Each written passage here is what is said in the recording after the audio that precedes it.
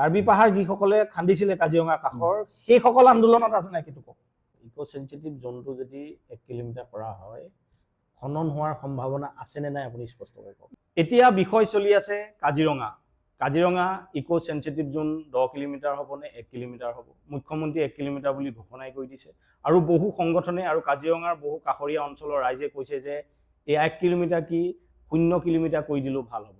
আচলতে কাজিৰঙা বুৰঞ্জী কি, কাজিৰঙাৰ এই পৰ্যটন কেনেদৰে গঢ় লৈ উঠিলে আৰু এই ইক' চেঞ্চিটিভ জনে কাজিৰঙাত কেনেধৰণৰ প্ৰভাৱ পেলাব, আজি সকলো কথা বতৰা পাতিম। আৰু কাজিৰঙা এই অঞ্চলৰ কাজিৰঙা গঢ় লৈ উঠা যিসকল ব্যক্তি তাৰ ভিতৰত আমাৰ লগত এজন ব্যক্তি আছে কমল গগৈ ছাৰ। কমল গগৈ ছাৰে কাজিৰঙাক লৈ বহুত কাম কৰিছে, কাজিৰঙাৰ এজন পায়নিয়াৰ ব্যক্তি বুলি আমি ক'ব লাগিব। বোকাখাত উচ্চতৰ মাধ্যমিক বিদ্যালয়ৰ তেখেত অৱসৰপ্ৰাপ্ত অধ্যক্ষ। আজি আমাৰ কমল গগৈ ছাৰ আমাৰ লগত আছে। ছাৰ নমস্কাৰ। হয় নমস্কাৰ। এতিয়া কাজিৰঙাটো বুৰঞ্জীটো পাতিব লাগিব আমি প্ৰথম। হয় কওঁ শুনক। তাৰমানে কাজিৰঙা এখন বুৰঞ্জী খ্যাত ঠাই। কাজিৰঙা গেটৰ হিষ্ট্ৰীতে অকণমান আছে কাজিৰঙাৰ বিষয়ে, এডৱাৰ্ড গেট। হয় এডৱাৰ্ড গেট, কিন্তু বাকী কাজিৰঙাখন উপেক্ষিত হৈ আছে। এতিয়া আপুনি কাজিৰঙা ঠাইখনত যদি ঘূৰা পকা কৰে দেখিব ঢেৰ ৰজাদিনীয়া পুখুৰী আছে। এতিয়া আপুনি যলৈ আহিছে মোৰ সন্মুখতে এটা ৰথলা পুখুৰী আছে, যেনেকৈ আমাৰ গোলাঘাটৰ ৰথলা। হয়, তাৰমানে আপোনাৰ এনেকুৱা অলেখ মানে কীৰ্তি চিহ্ন কাজিৰঙাত পৰি আছে। আৰু বিশেষকৈ তাৰমানে কাজিৰঙাৰ যে এখন ঐতিহাসিক বা বুৰঞ্জীমূলক ঠাই, সেইটো গদাধৰ সিংহৰ সময়ৰ পৰা ইয়াত মানে চলি আহিছে। বিশেষকৈ ইয়াত গদাধৰ সিংহৰ এখন স্থান কাকগোসানী থান ইয়াত আছে। ইয়াৰ উপৰিও ইয়াত বহুত পুৰণা মঠ মন্দিৰ আছে। আৰু যিখন আজি অৰণ্যৰ কথা আপোনালোকে পাতিবলৈ মোৰ ওচৰলৈ আহিছে, এই অৰণ্যখন এখন ডাঙৰ কেইবাখনো 37খন গাঁৱৰ সমষ্টি। আৰু কাজিৰঙাৰ সন্দৰ্ভত মই তাৰমানে সৰুৰে পৰাই লিখা পঢ়া কৰি আহিছোঁ আৰু তথ্য সংগ্ৰহ কৰিছোঁ। কৰাৰ পিছত দেখিলোঁ যে আমাৰ পিছৰ প্ৰজন্মই এই কথাবিলাক জানিবলৈ মই তাৰমানে খণ্ড খণ্ডকৈ কাজিৰঙা সন্দৰ্ভত লিখি আছোঁ। মূল কিতাপখনৰ নাম হৈছে কাজিৰঙাৰ বননিত শৈশৱৰ ধেমালি। বহুত এইখিনি কিতাপ মই পাব্লিছ কৰিব পৰা নাই, কম পৰিমাণে প্ৰিণ্ট কৰিছোঁ। কৰাৰ পিছত ৰাইজে কিন্তু আদৰি লৈছে। বাৰু যিয়ে নহওক উক্ত কিতাপত কাজিৰঙাৰ বিষয়ে বিতংভাৱে আছে, কাজিৰঙাৰ হিষ্ট্ৰী আছে। তাৰপিছত আপুনি যি কাজিৰঙাৰ বিষয়ে জানিবলৈ বিচাৰিছে, কাজিৰঙাৰ অৰণ্যখন, এই অৰণ্যখন মোৰ জন্ম গাঁওখনৰ নাম হৈছে লুখুৰাখনীয়া গাঁও। কাজিৰঙা লুখুৰাখনীয়া গাঁও। এনেই সামগ্ৰিকভাৱে গোটেই গাঁওখনক দগাঁও বুলি কয়। 3খন গাঁও আছে। এই লুখুৰাখনীয়া গাঁওখন লুখুৰাখন নামৰ ফৈদটোৰ পৰা আহিছে। তাৰপিছত এই হাবিখনৰ হিষ্ট্ৰী আৰম্ভ হৈছে 1901 চনত। এই লুখুৰাখনীয়া গাঁৱৰে নামঘৰত নবাব নামৰ এজন চাহাব বহি পেলাই এই গাঁওখনৰ মানুহকে আপোনাৰ 1901 চনত হাবিখন চোৱা-চিতা কৰিবৰ কাৰণে দায়িত্ব দিছে। বুৰঞ্জীত আছে বুৰঞ্জীত বুলি নহয়, এই তথ্যখিনি এইখিনি বুৰঞ্জীটো আপোনাৰ য়াণ্ডাবু সন্ধিৰ লগে লগে শেষ হৈছে। আৰু তাৰপিছত যিটো মডাৰ্ণ হিষ্ট্ৰী আৰম্ভ হৈছে, এই মডাৰ্ণ হিষ্ট্ৰীত এইবিলাক কথা নাই, কিন্তু ৰেকৰ্ডবিলাক আছে। ব্ৰিটিছৰ দিনৰ ৰেকৰ্ড কিছুমান আছে। এই ৰেকৰ্ডত 1905 চনৰ পৰা আপুনি কথাবিলাক পাব। যে ৰিজাৰ্ভ ফৰেষ্ট হৈছে 1905 চনত, সেইটোৰ পৰা আপুনি কথাখিনি পাব।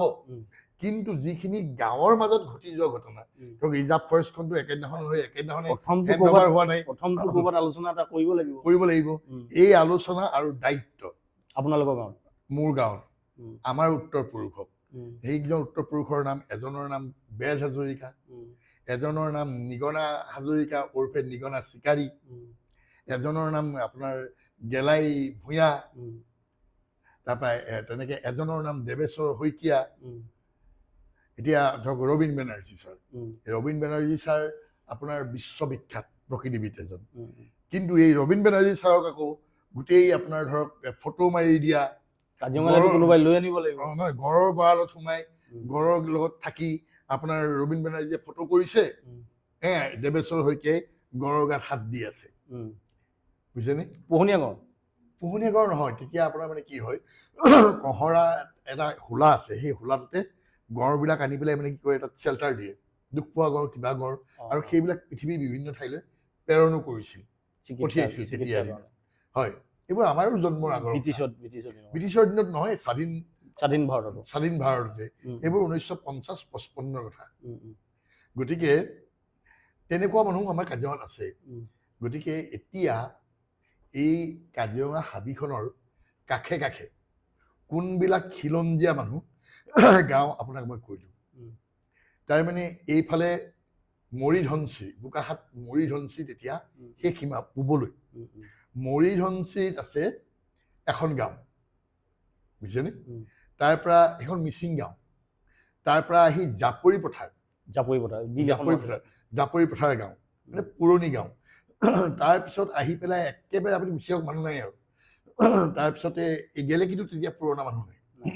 তাৰ পৰা আহি আপুনি সোমাবহি লাগিব ডুমজান, যিখিনি আপোনাৰ মানে ৰিটায়াৰ্ড মানে টি লেবাৰ্ছ। তাৰপিছত আহি আপুনি পালেহি লুকুৰাখনীয়া, আমাৰ গাঁও। তাৰপিছত আপুনি পালেহি মহপৰা, তাৰমানে য'ত মানুহ আছিল কাজিৰঙাত। তাৰপিছত আপুনি আহি পাবহি কহৰাত কিন্তু মানুহ নাই। তাৰ পৰা আপুনি একেকোবে গুচি যাওক, এই গৈ পেলাই আপুনি বাগিচাখন পাব, ৰঙাজান হাতীখুলি বাগিচা। কিন্তু এইবোৰ হাবি কাষৰ গাঁও নহয়। তাৰ পৰা একেবাৰে গৈ কুঠৰি, বহুত দূৰ। কুঠৰি, সেই কুঠৰিতে একদম পুৰণা মানুহখিনি আছে। তাৰ বাদে কাজিৰঙাত কোনো মানুহ নাছিল। হয়, একদম দাঁতিয়াল গাঁও, নহয় একেবাৰে হাবিখনৰ লগত লাগি থকা গাঁওকেইখনৰ কথা কৈছোঁ।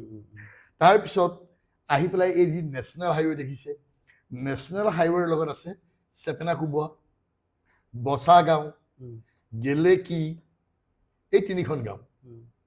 আৰু ইফালে কাৰ্বি পাহাৰত কাৰ্বিসকল। বচা গাঁও বুলি ক'লে, লুকুৰাখনীয়া বুলি ক'লে, সেইখন আহোমৰ দিনৰ গাঁও হ'ব লাগিব। আহোমৰ দিনৰ গাঁও, চব পুৰণা। ইয়াৰ যিটো বুৰঞ্জী, কাজিৰঙাৰ বননিত শৈশৱৰ ধেমালি, ভগ্ন হৃদয়ৰ গান বুলি যিখন মই কিতাপ লিখিছোঁ, তাত ডিটেইলছ মই কিতাপখন, ছাৰৰ কিতাপখন মই স্ক্ৰীণত লগাই দিম, আৰু আপোনালোকে এই কিতাপখনো সংগ্ৰহ কৰিব পাৰিব। কাৰণ একেদিনাই কাজিৰঙাৰ ওপৰত কোনোবাই বক্তব্য একেদিনাই কাজিৰঙাৰ ওপৰত মানে কোনোবাই ডাঙৰ ডাঙৰ মতামত দিয়াটো, একেদিনাই কোনোবাই কাজিৰঙা ইক' চেঞ্চুৰী জোন মানে শূন্য হ'ব লাগে বুলি কৈ দিয়াটো সহজ, কিন্তু কাজিৰঙাৰ বুৰঞ্জী জানিব লাগিব।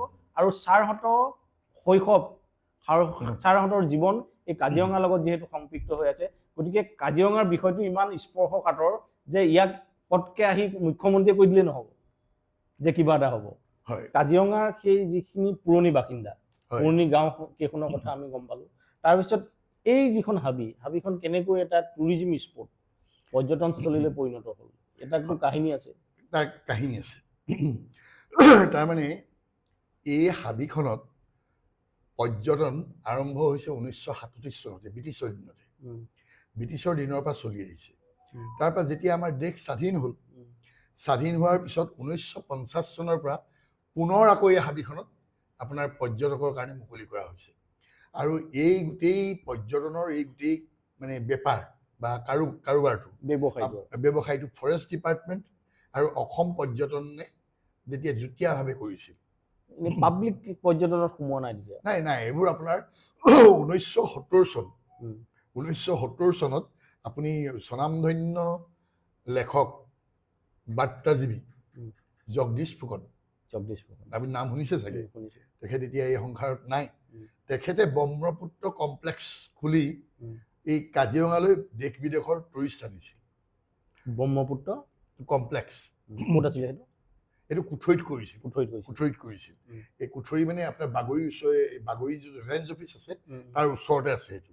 এতিয়া তেওঁৰ পুতেকে ডিফলু ৰিভাৰ ৰছ বুলি এখন খুলি ৰাখিছে।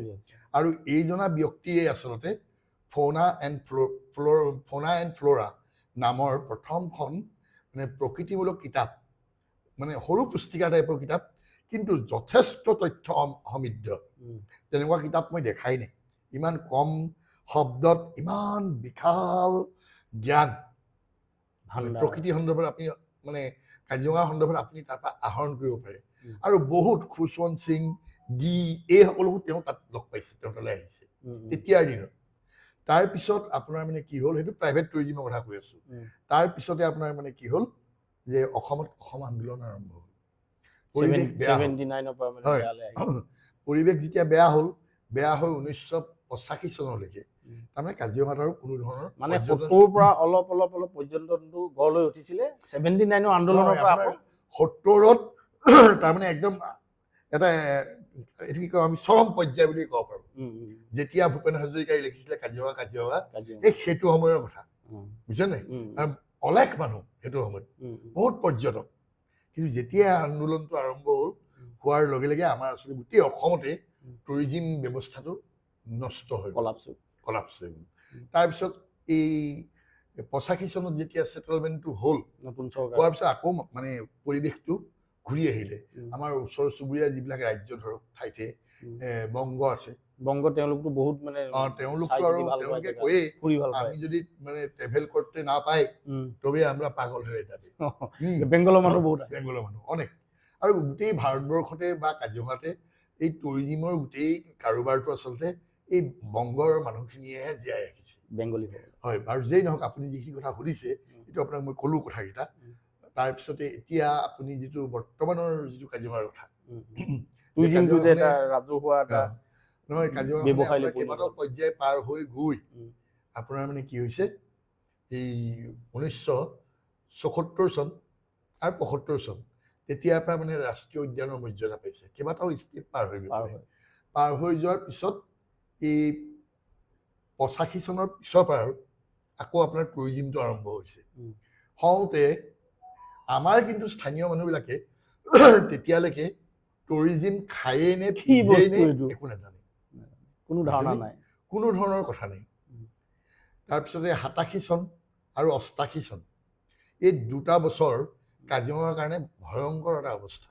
বানপানী, বৃহৎ বানপানী, কাৰো ভঁৰালত ধান নাই, বুজিছেনে, খাবলৈ চাউল নাই, আৰু অভাৱে মানুহক মানে কি কৰে শিকায়। স্বভাৱ নষ্ট বুলি নহয়, অভিজ্ঞতাও নতুন আৱিষ্কাৰ কৰিবলৈ শিকায়, চেলেঞ্জ আহে। তেনেকে আমিও আপোনাৰ, মোৰ দেউতা এল পি স্কুলৰ শিক্ষক আছিল। শিক্ষক থকাৰ পিছত মানে আমাৰ ঘৰত যে আমি কেনেকৈ পঢ়িম, তেতিয়া আমি ডিগ্ৰী পঢ়ি আছো, কেনেকৈ পঢ়িম, কেনেকৈ উচ্চ শিক্ষা ল'ম ইত্যাদি বহুত চিন্তা। আৰু ভাই ককাইও আমি কিবা জানো, দেউতাই কিন্তু সাহস দিয়ে, দেউতাৰ লগত কাম কৰোঁ, আমি খুব পৰিশ্ৰম কৰোঁ। তেতিয়া লোকখন গাঁৱতে আছে, লোকখন গাঁৱতে আছে, ঘাইপথলৈ অহা নাই অহা। কিন্তু এইটো ঠিক, আমি সংহত কৃষি কৰিছোঁ। আকৌ ধৰক পুখুৰীত মাছ আছে, মাছৰ তাৰ লগত গাহৰি, গাহৰিৰ লগত মুৰ্গী, মানে যিটো ইন্টিগ্ৰেটেড ফাৰ্মিং, ইন্টিগ্ৰেটেড ফাৰ্মিংটো এতিয়া আহি আছে, কিন্তু এতিয়াও অসমত এইটো এটা পৰ্যায়লৈ যোৱাগে নাই। আমি তেনেকে কাম কৰাৰ কাৰণে আকৌ আপোনাৰ যোৰহাট এগ্ৰিকালচাৰ ইউনিভাৰ্চিটিৰ পৰা আমি প্ৰগ্ৰেছিভ ফাৰ্মাৰৰ এৱাৰ্ডো পাইছোঁ। বাৰু যেই নহওক সেইবিলাক কথা বাদ দিয়ক। এতিয়া আমাৰ মূল প্ৰসংগটো হৈছে যে কাজিৰঙা পৰ্যটন, যিটো এতিয়া আপুনি গণ্ডগোল হৈ আছে, যাৰ কাৰণে আপুনি মোৰ ওচৰলৈ আহিছে। বানপানী হ'ল 87, 88, মানে সাংঘাৰ প্ৰব্লেম গোটেই মানুহবিলাকৰ সমস্যা। তেতিয়া আপোনাৰ মানে কি হ'ল যে মই সেইটো সময়ত সৰু সৰু কাকতবিলাকত মানে সাংবাদিক ৰূপতে কওক বা যি ৰূপতে নকওক, লিখা পঢ়াবিলাক আৰু নিউজবিলাক ছাপ্লাই কৰিছে, সংবাদদাতা হিচাপে আৰু লেখক হিচাপে তাৰমানে সেৱা আগবঢ়াইছিল। গতিকে সেৱা আগবঢ়াওঁতে বিভিন্ন ব্যক্তিৰ লগত যোগাযোগো হৈছিল। তাৰপিছতে ৰঞ্জিত বৰঠাকুৰ, এতিয়া আপুনি তেখেতক জানিব, ৰাজস্থান ৰয়েলছৰ মালিক, সেই ইয়াতে এখন ৱাইল্ড গাছ বুলি হোটেলখন খুলিছিলে, যেনে মঞ্জু মানে বৰঠাকুৰে, তেওঁক লগ পাইছিল, তেওঁ মোক মাতি নিছিলে। মাতি নি পেলাই তেওঁ মোক পৰামৰ্শ দিছিল, 87 চনৰ কথা দেই, যে তোমালোকে এটা NGO কৰা সেই কাজিৰঙাত, মানুহবিলাক অলপ এলাৰ্ট কৰা। একো ধাৰণা নাই NGO, বুজিছে নাই। তাৰপিছত তেওঁ নিজে সেইদিন মোক হাতত টকা 1000 দিলে, ৰঞ্জিত বৰঠাকুৰে। মানে ৰঞ্জিত বৰঠাকুৰৰ, ৰাজস্থান ৰয়েলছৰ স্বত্বাধিকাৰী ৰঞ্জিত বৰঠাকুৰৰ কাজিৰঙা পৰ্যটনত অৱদান আছে। চামছ কোম্পানীত কাম কৰে, কি কৰে কি মেলে মই একো নাজানো আৰু, অৱদান আছে। তাৰপিছতে তেওঁ তেতিয়া মানে কি হৈছিল, সৰু সৰু পুস্তিকা মাৰিছিলে, গড় চিকাৰ ৰোধ কৰক, একদম ধুনীয়া কালাৰ প্ৰিণ্ট কৰি পেলাই আপোনাৰ ঢেৰ মানে লিফলেট বনাইছিলে, সজাগতামূলক, বুজিছে না। সেইটো সময়ত খুব গড় চিকাৰ হয়। তাৰপিছত থাকি পেলাই তেতিয়া তেওঁৰ পৰা পৰামৰ্শ ল'লোঁ। পৰামৰ্শ লোৱাৰ পিছত মই তাৰমানে আপোনাৰ মানে কি কৰিলোঁ, কেইজনমান ল'ৰা গোট খুৱাই আপোনাৰ অটবি নেচাৰ্ছ ক্লাব বুলি এটা নেচাৰ্ছ ক্লাব জন্ম দিলোঁ। তেতিয়া কিন্তু অসমত কোনো ধৰণৰ NGOৰ ধাৰণা নাছিল। অটবি মানে অটব্যৰ পৰা অটব্য অৰণ্য, ঠিক যেনেকৈ অটবি নেচাৰ্ছ ক্লাব। তাৰপিছতে এইটো জন্ম দিয়াৰ পিছত আপোনাৰ আমি মানে কি কৰিলোঁ, কাজিৰঙাৰ পৰা গুৱাহাটী ৰাজভৱনলৈকে বুলি, এইটো 90 চনৰ কথা, আমি এখন জীপ লৈ পেলাই যাত্ৰা আৰম্ভ কৰিলোঁ। গোটেই অসমৰ বিভিন্ন ঠাইত কাজিৰঙাক লৈ পেলাই আপোনাৰ মানে সজাগতা প্ৰচাৰ এটা কৰিলোঁ। এখন জীপ আমি 11-12জনমান গৈছিলোঁ। কাৰ জীপ আছিলে? এখন আছিলে দীপক দাস বুলি এজনৰ, তেওঁ সংগ্ৰামৰ পৰা আহি পেলাই এই মানে তেওঁ মানে কি পাইছিল, 2 লাখ টকা এটা চৰকাৰে দিছিল। হিতেশ্বৰ শইকীয়া দিনত তেওঁ সেই সংগ্ৰামৰ পৰা আহি পেলাই তেওঁ এটা পইচা দিছিলে, তেওঁ কামাণ্ডো বুলি এখন জীপ লৈছিলে, কামাণ্ডাৰ। সেই কামাণ্ডাৰ জীপখন আকৌ কাজিৰঙাৰ প্ৰথম জীপ দেই, হাবিৰ ভিতৰত তেওঁৱে চলাইছে আহি পেলাই। তেওঁ এতিয়া ভাল মানে এষ্টাব্লিছড এজন মানে ব্যৱসায়ী, কিন্তু সহজ টকা কিন্তু তেওঁ লোৱা নাই, তেওঁ কষ্ট কৰি পেলাই তেওঁ আপোনাৰ এষ্টাব্লিছড বিজনেছমেন হৈছে। ইজি মানিটো নঘটিলে, ইজি মানি নহয় কৰা, ল'ৰাজন ইজি মানি নাই কৰা, আমিতো নিজে দেখিছোঁ। তাৰপিছত থাকি পেলাই আপোনাৰ সেইখন গাড়ী লৈ পেলাই গৈ গোটেই গুৱাহাটী ঘূৰিলোঁ, বিভিন্নজনক লগ কৰিলোঁ। ৰাজ্যপাল মহোদয় তেতিয়া লোকনাথ মিশ্ৰ ডাঙৰীয়া আছিল, তেখেতৰ লগত আমি তেতিয়া এল পি স্কুলত পাওঁ মানে নামটো, তেখেতৰ লগত মিশ্ৰ ৰাজ্যপাল, মানে আধা ঘণ্টা সময় আমি টক কৰিছোঁ কাজিৰঙা সম্পৰ্কত, বিভিন্ন কথা। তাৰপিছতে কথা বতৰাত অলপ উত্তপ্ত পৰিৱেশো হ'ল। তাৰ পৰা আমি গুচি আহিলোঁ। অহাৰ পিছত জানো তেওঁ কি ভাল পালে, মোক দেখোন তেওঁ এখন ৰিৱাৰ্ড লেটাৰ সহ কেছমানি এটা এৱাৰ্ড দিলে। ভাল পালে? মই আকৌ খং কৰি পেলাই গালি পাই পেলাই গুচি আহিলোঁ, কিন্তু মোক ভাল পাই পেলাই তেওঁ আকৌ মানে আচলতে জ্ঞানীজনৰ হয়। তাৰ পৰা আহিলোঁ, আহি এতিয়া দিনত হ'লেতো আপোনাক কেছ এটা হ'ল তেনে আপোনাৰ আজি তাৰিখত যদি আপুনি গালি পাই থৈ আহে টেবুল ঢকিয়াই। তাৰ পৰা আহিলোঁ, আহি পেলাই কাজিৰঙাত তাৰমানে এই পৰ্যটনৰ কাৰবাৰটো কৰিবৰ কাৰণে আমাৰ ঘৰৰ চোতালত মানে মজিয়াত ভাত খোৱা মজিয়াত বহি পিৰাত বহিয়ে ভাত খাওঁ, তাতে আলোচনা হ'ল। আলোচনাৰ হলত আমি আটাইবিলাকে পঢ়িছোঁ, এই পিকনিক পাৰ্টিবিলাক আহিবলৈ লৈছে। আৰু আমাৰ অসমীয়া মানুহে আপোনাৰ মানে কি নকৰে, যিকোনো কাম কৰিবলৈ লাজ পায়। আমি মানে ভাই ককাই চবেই ঠেলাত চাহ লৈ আপোনাৰ পিকনিক স্পটত বেচোগৈ, ভাল পইচা আৰ্ণ হয়।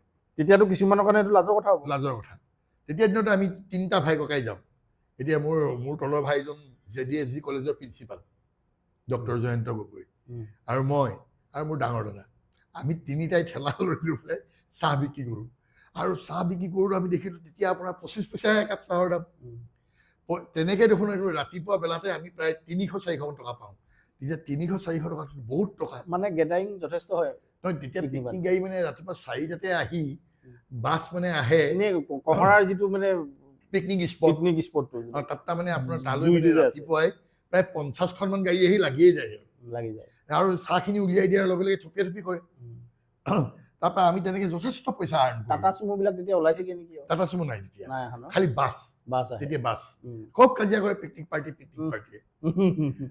তাৰপৰা থাকিলে তেনেকৈ আমি আগবাঢ়ি পেলাই তাৰ পিছলৈ পৰৱৰ্তী সময়ত আপোনাৰ মানে কি হ'ল, মই এই যে ক্লাবৰ কাম কৰি আছোঁ, বিভিন্নজন লগ পাইছোঁ, কথা বতৰা পাতিছোঁ, তেওঁলোকৰ পৰামৰ্শ মতে মই নিজে মানে আছাম টুৰিজিমৰ তেতিয়া ডেপুটি ডাইৰেক্টৰ ছাজাদ আহমেদ ডাঙৰীয়া, তেখেতে এটা মোক মানে হেৰি লিখি দিছে, পাৰ্মিশ্যন এটা লিখি দিছে যে এওঁ মানে টুৰিষ্ট মানে গাইড হিচাপে, পথ প্ৰদৰ্শক হিচাপে মানে এখেতক কাম কৰিবলৈ অনুমতি দিয়া হ'ল। তাৰ আগত আছিলে নে? নাই, এইবিলাক একো হেৰি নাই। কাজিৰঙাৰ প্ৰথম টুৰিষ্ট গাইড আপুনি? হয়। তেতিয়া তাৰপিছতে কাজিৰঙাৰ প্ৰথম tourist guide Kamal Gogoi sir.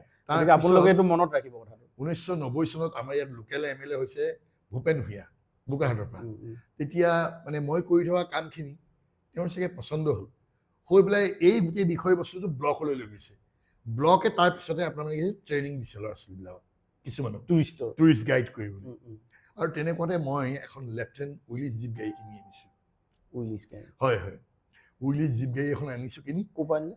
এখন আনিছোঁ গোলাঘাটৰ পানীৰাম বৰা বুলি কয়। ছেকেণ্ড হেণ্ড একেবাৰে পুৰণা গাড়ী, সেইবোৰ ব্ৰিটিছৰ দিনৰ গাড়ী। কিমান টকা? 22,000 টকা তেতিয়াৰ দিনত কিনি আনি সেইখন গাড়ীয়েদি গাড়ী চলাইছোঁ। তেতিয়াৰ দিনত আপোনাৰ হাবিখনৰ ভিতৰলৈ সোমাই যাওঁতে আমি 450 টকা ভাড়া লওঁ এক্টিভত। হয়। তাৰপিছতে সেইটো ফৰেষ্ট ডিপাৰ্টমেণ্ট ধাৰ্য কৰি দিয়া তাৰপিছতে আপোনাৰ এই ফৰেষ্টৰ মানে ভিউ ফিজ আদি এনেকৈ নাছিল আৰু ফৰেষ্টৰ টোটেল ফিজ এটা আপোনাৰ 150 টকা 100 টকা এনেকৈ আৰু বাকীটো আপোনালোকে পায় আৰু আমি পাওঁ আৰু তাৰপৰা মুঠতে আপোনাৰ সেই ফুৰিবলৈ অহা মানুহে তাৰমানে 600 টকাৰ ভিতৰত কাজিৰঙা হাবি গোটেই ফুৰিব পাৰে কেইজন মানুহ উঠে 6জন 7জন যি মন যায় তেতিয়া ইমান হেৰি নাছিলে আৰু সাধাৰণতে যিবিলাক ডাঙৰ ডাঙৰ মানুহ তেতিয়া কাজিৰঙাৰ ভিতৰলৈ অন্য আৰু কি গাড়ী যাব পাৰে মেটাডোৰবিলাক গৈছিল কিন্তু পিছলৈ বন্ধ কৰি দিলে মই যেতিয়া টুৰিষ্ট গাইড কৰিছিল তেতিয়া মেটাডোৰ গাড়ী মেটাডোৰ গাড়ীত টুৰিষ্ট গাইড কৰিছিলোঁ তাৰপিছত আমি যেতিয়া জীপ গাড়ী ল'লোঁ তেতিয়া আৰু টুৰিষ্ট গাইডৰ প্ৰয়োজন নাইকিয়া হ'ল কাৰণ তাৰমানে সেইটো সময়ত মাননীয় মুখ্যমন্ত্ৰী হিতেশ্বৰ শইকীয়া ডাঙৰীয়াৰ লগত এটা আমাৰ মানে বিশেষকৈ মোৰ কথা হৈছিল আৰু তেতিয়া কথাটো আছিল এনেকুৱা ধৰণৰ যে যিসকলে মেট্ৰিক পাছ কৰিছে মেট্ৰিক পাছ কৰি আৰু পঢ়া শুনা নকৰিলে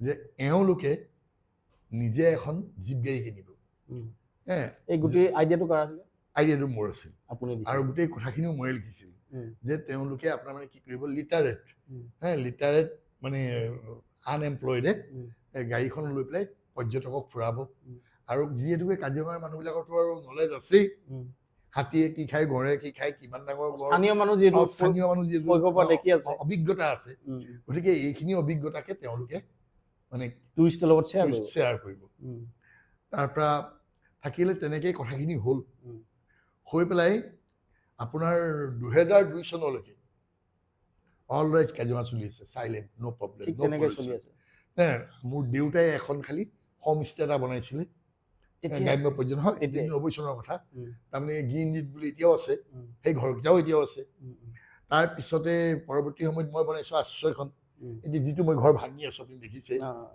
গতিকে এইবিলাকে কাহিনী তাৰ 2002 চনত প্ৰথম হস্তি মহোৎসৱ হ'ল 2 চনত হস্তি মহোৎসৱটোৰ পিছতে কিন্তু কাজিৰঙা পলুটেড হ'বলৈ ধৰিলে মানে কি পলুটেড হ'ল চৰকাৰে তেতিয়া সেইটো সময়ত চৰকাৰে আপোনাৰ লিঅ' ক্লাবক কাজিৰঙালৈ আমন্ত্ৰণ দিছে ব্ৰহ্মপুত্ৰক মানে হোটেল ব্ৰহ্মপুত্ৰক কাজিৰঙালৈ আমন্ত্ৰণ দিছে এই মোৰ ঘৰৰ পিছফালেদি হোটেল ব্ৰহ্মপুত্ৰই হোটেল খুলিছে কিন্তু ব্যৱসায় কৰিবলৈ আৰম্ভ কৰিছে কৰিলেও কিন্তু ইক' চিষ্টেমে কৰিছে মানে বাঁহ কাঠেৰে আপোনাৰ ঘৰ বনাইছে এনেকৈ পাৰ্মানেণ্ট কনষ্ট্ৰাকশ্যন কিন্তু তেতিয়া চৰকাৰে কৰিবলৈ দিয়া নাছিল লিঅ'ই হ'লেও কৰা নাই ব্ৰহ্মপুত্ৰ লিখীয়া ইমান ডাঙৰ হোটেলেও কৰা নাছিল ইচ্ছা কৰিলে 5 ষ্টাৰ বনাব পাৰিলেহেঁতেন কিন্তু তেতিয়া সেইবোৰ পাৰ্মিশ্যন দিয়া নাছিল যদিও তেতিয়া আপোনাৰ আজিৰ দৰে কোনো মানে চেঞ্চিটিভ বুলি কথা নাছিল তেতিয়া সেই ধাৰণাটো নাছিলে একোৱেই নাই এইবিলাক 2002 চনৰ পিছত পৰ্যায়ক্ৰমে মানে কি হৈছে মানুহৰ এটা যে গেডাৰিং মানে হেঁচা বাঢ়িবলৈ ধৰিলে আৰু এক্টিভিটি বহুত হ'ল তাৰমানে বিশেষকৈ আপুনি দেখিছে লগতে কাৰ্বি পাহাৰ আছে কাৰ্বি পাহাৰত তাৰমানে এনেকুৱা হ'ল প্ৰথমতে ইয়াৰ স্থানীয় মানুহবিলাকে মেনুৱেলি নিজে শাৰীৰিক পৰিশ্ৰম কৰি ধৰক মানুহক শিল লাগে বালি লাগে নিজে উঠাই পেলাই দিছিলে নদীৰ পৰা ঠেলাৰে দিছিলে কোনোবাই মানে সৰু গাড়ী এখন যোগাৰ কৰি পেলাই আনি দিছিলে মানুহবিলাকৰ ঘৰ বনাবলৈ তাৰমানে মেনুৱেলি খননটো চলি আছে আৰু সেইটো আজিও যদি হয় শিল উলিয়াবলৈ এমাহমান লাগে আজিও যদি তেনেকে মেনুৱেলি কৰি থাকে কাজিৰঙাত একো ভয়ংকৰ অৱস্থা নহয় পাৰিপাৰ্শ্বিকতাটো ভংগ নহয় একো ভংগ নহয় এইখিনিতে আমি আজি এই ভিডিঅ'টো আমি সামৰিম তাৰ পাছত কি হ'ল কাজিৰঙা 2002 পাছত কি হ'ল খনন হ'ল এসময়ত খননো হ'ল তাৰপিছত ইক' চেঞ্চিটিভ জোনৰ কথা আহি গ'ল আৰু তাৰপিছত আজিৰ তাৰিখত ইক' চেঞ্চিটিভ জোন 10 কিলোমিটাৰৰ পৰা 1 কিলোমিটাৰলৈ কোনোবাই কৈ আছে যে এইটো শূন্য কৰিব লাগে ইয়াৰ পিছত কাজিৰঙা কি হ'ব কাজিৰঙাৰ এই পাৰিপাৰ্শ্বিকতাটো থাকিবনে সেই গোটেইখিনি কথা আমি পৰৱৰ্তী ভিডিঅ'টোত আমি পাতিম আমি ছাৰক এতিয়া ৰখাইছোঁ ছাৰ আমি পৰৱৰ্তী ভিডিঅ'টোত আমি পাতিম যে মুখ্যমন্ত্ৰীয়ে কি কৈ আছে আৰু এনেধৰণে যদি খননো আকৌ আৰম্ভ হৈ যায় ইক' চেঞ্চিটিভ জোনটো যদি 1 কিলোমিটাৰ কৰা হয় তেতিয়াহ'লে কি হ'বগৈ কাজিৰঙা গোটেই কথা বতৰাখিনি আমি পাতিম আপোনালোকে পৰৱৰ্তী ভিডিঅ'টো চাব আৰু এতিয়া জীপ গাড়ী যে আমি চিঞৰি আছোঁ আপুনি এবাৰ হেৰি কৰকচোন একচুৱেলি আমাৰ লোকেল ল'ৰাকেইটা আছে তেওঁকতো কাজিৰঙা গড়কেইটা বা হাতীকেইটাই তেওঁ অনিষ্ট কৰা নাই ইয়াৰ পৰিৱেশ বিনষ্ট কৰিবলৈ কিয় আহিছে আপুনি যদি সঁচাকৈ কাজিৰঙাক ভাল পায় আপুনি সেই ডাঙৰ হোটেলখনত গৈ ভাত নাখালে নহয় নেকি